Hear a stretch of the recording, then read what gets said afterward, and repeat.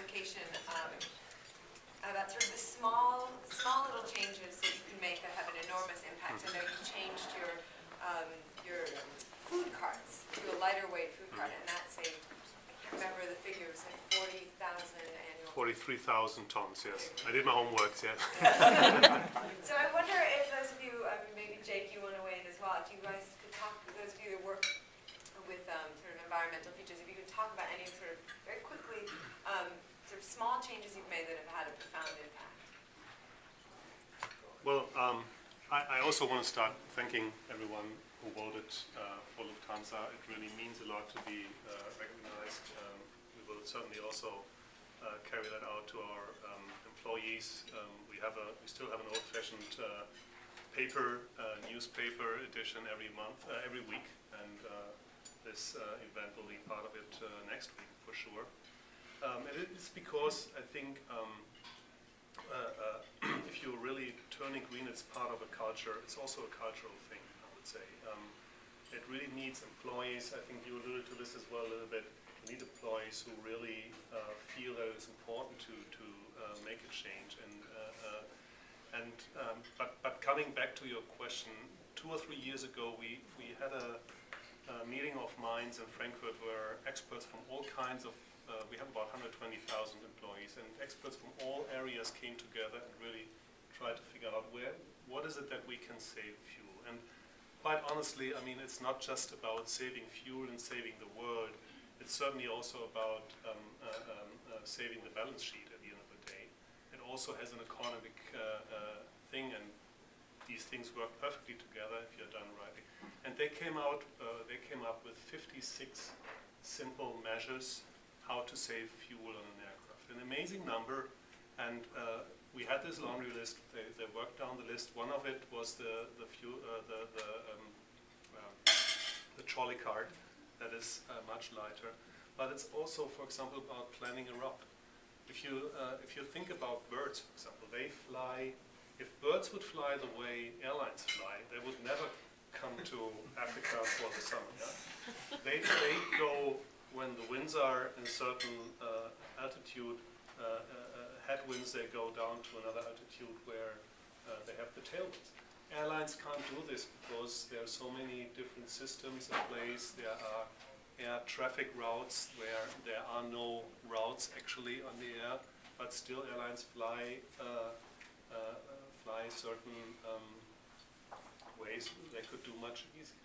And so all these different measures, that were created, help Lufthansa and to save fuel on a constant basis and reduce this. And it's, by the way, it's we have a commitment.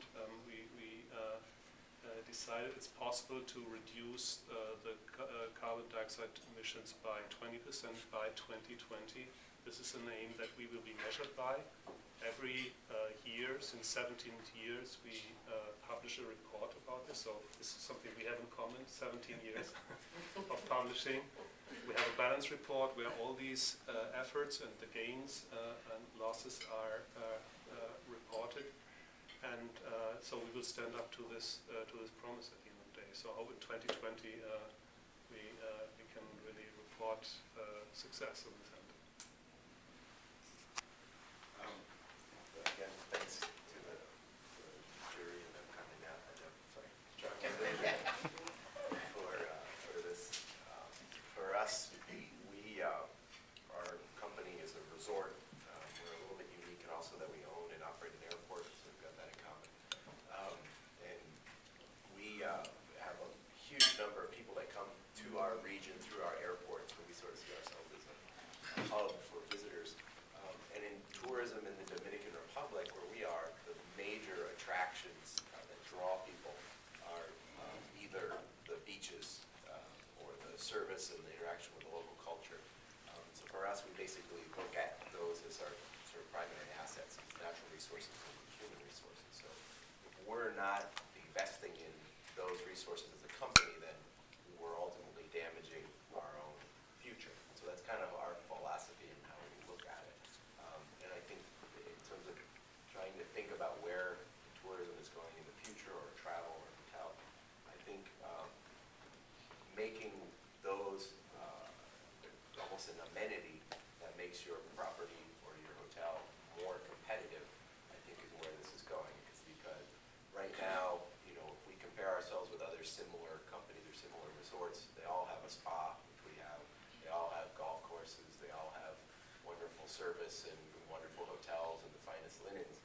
But the thing that differentiates us in a big way is that we have this long-standing commitment to our local community and to our local environment, and we invest in that and take a lot of pride in that. And I think we've started to see how that can differentiate us, and not just you know, in our marketing and our PR, it's attracting new clients and new niches of people that want to come visit you, that want to see what you're doing and interact with it. So I think some of the things that are happening that we're seeing is that more and more guests don't want to just come and know that you're not using a lot of water and you're washing your linens. They want to participate in something. They want to volunteer in some way. They want to have some interaction with the community, or they want to have some interaction with some local cultural attraction.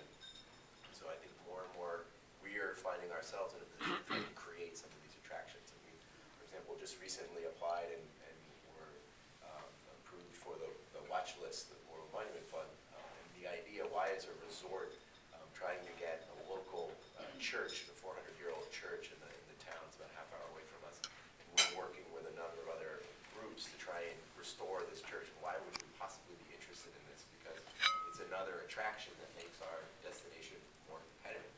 If you compare us to, say, Mexico, there's a number of cultural attractions that most people, if you think of the Dominican Republic, think, you know, merengue and rum, maybe baseball, but is there really anything interesting there culturally? And it really is, but it's not being highlighted, it's not being celebrated. And so we as a resort are sort of being more proactive in trying to highlight some of those things. So I think in some ways, you know, you're going to have more and more resorts and hotels trying to highlight these differentiating factors, whether it's the way they, you know, deal with their water, whether they do things with the local nature and provide opportunities for people to interact with it, whether they're working with things with cultural attractions. I think it kind of adds one more amenity to your property and makes you more distinctive. And your guests are interested in your relationship with the local community as well. For sure, for sure. For example, we started a number of years ago a coral restoration project, and it's sort of a very, you know, nerdy scientific project. Is, you know, how do we restore this endangered coral species? And we've been working on it with the University of Miami, and we had the experts, and we've been doing this sort of quietly for years. And then recently we got some funding from the American Development Bank, and their interest was how do you get tourists to interact with this very nerdy scientific project that we were doing. And we were sort of stunned, and he said, you know, well, what would a tourist want to do with this? And the idea is that they want to come down, they want to have their golf vacation or their spa visit or be on the beach with their family, but they also want to contribute something to that local place that they're going to. And so we're developing these protocols and a dive certification where people can become dive certified in coral restoration and then come to our resort, become certified, and then be useful to